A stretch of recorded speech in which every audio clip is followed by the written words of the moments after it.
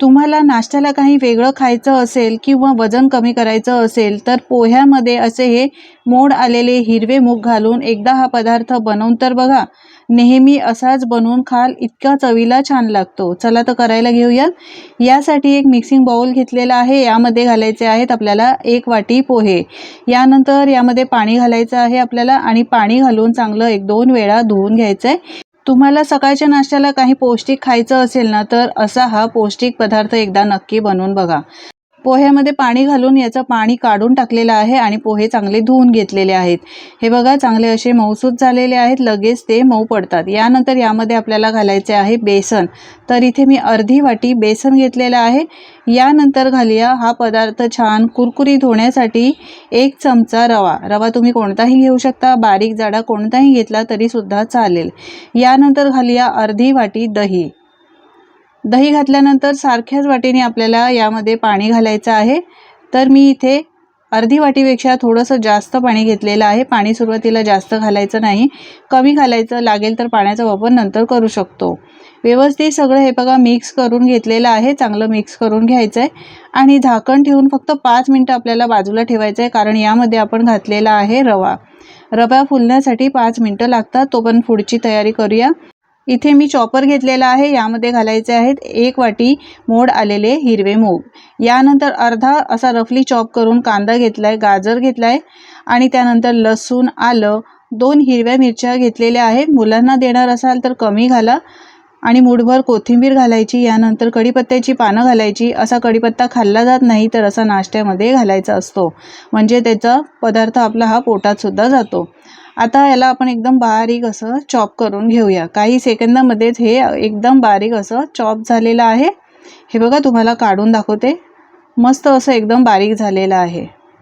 आपल्याला असंच करून घ्यायचं आहे. तुमच्याकडे जर मोड आलेले हिरवे मूग नसतील तर तुम्ही साधे मूग घेतले तरी सुद्धा चालतील. पण मोड आलेल्या मुगामध्ये भरपूर प्रमाणात प्रोटीन असतं. शिवाय आपण जे गाजर घातलेलं आहे ते सुद्धा पौष्टिक आहे. तर या पद्धतीने एकदा बनवून बघा.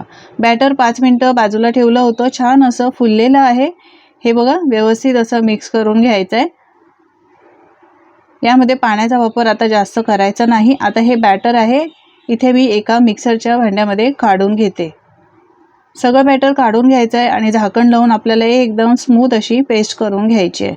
आधीच भिजवले असल्यामुळे रवा पोहे छान मऊसूत झालेले आहे आणि आता हे एकदम बारीक असं बॅटरसुद्धा मी वाटून घेतलेलं आहे. हे बघा छान असं मऊसूत झालेलं आहे. एका बाउलमध्ये काढून घेऊया.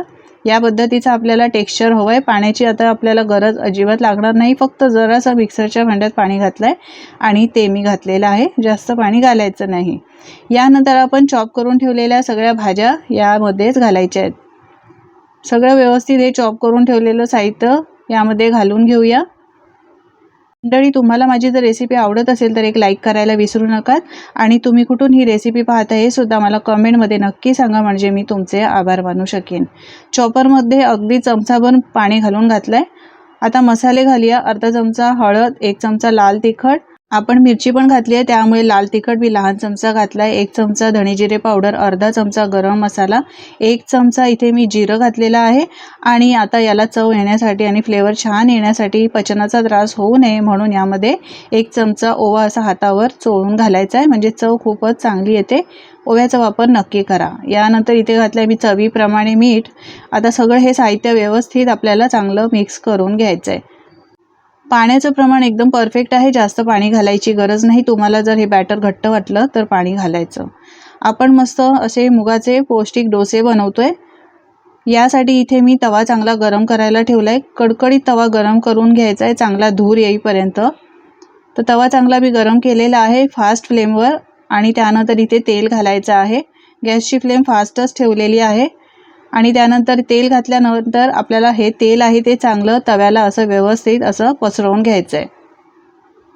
गॅसची फ्लेम अजिबात स्लो करायची नाही. बॅटर घालणार आहोत आता आपण, तर गॅसची फ्लेम एकदम फास्ट ठेवायची आणि त्यानंतर हे बॅटर घालताना एकदा मिक्स करून घ्यायचं आहे आणि सुरुवातीला असं कडेकडेने आणि त्यानंतर मध्यभागी असं बॅटर घालायचं आहे, कारण तवा मध्यभागी गरम आहे. सुरुवातीला जर मध्यभागी बॅटर घातलं तर ते करपू शकतं.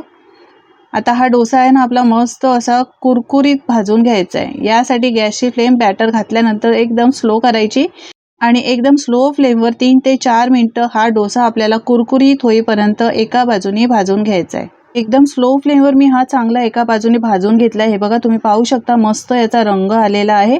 आता याला उलटून घेऊया आणि दुसऱ्या बाजूने सुद्धा हा डोसा चांगला भाजून घेऊया. आपल्याला जर कुरकुरीत हवा असेल तर एकदम स्लो फ्लेमवर आपल्याला हा भाजून घ्यायचा आहे.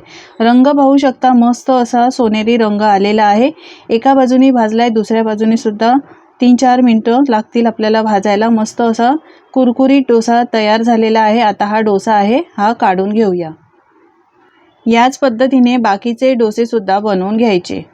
मस्त असा कुरकुरीत डोसा आपला तयार झालेला आहे. चवीला खरंच खूप छान लागतो. तुम्हाला जर वजन कमी करायचं असेल किंवा सकाळच्या नाश्त्याला काही पौष्टिक खायचं असेल तर या पद्धतीने असे हे मुगाचे कुरकुरीत डोसे तुम्ही बनवून खाऊ शकता. हिरव्या चटणीसोबत, सॉससोबत किंवा दह्यासोबत खाऊ शकता. चवीला अप्रतिम लागतात. पौष्टिक आहेत कारण आपण यामध्ये मूग घातलेले आहे. तर तुम्ही सुद्धा करून बघा. रेसिपी कशी वाटली कमेंट करून सांगा. आवडली तर लाईक, शेअर आणि सेव्ह करा.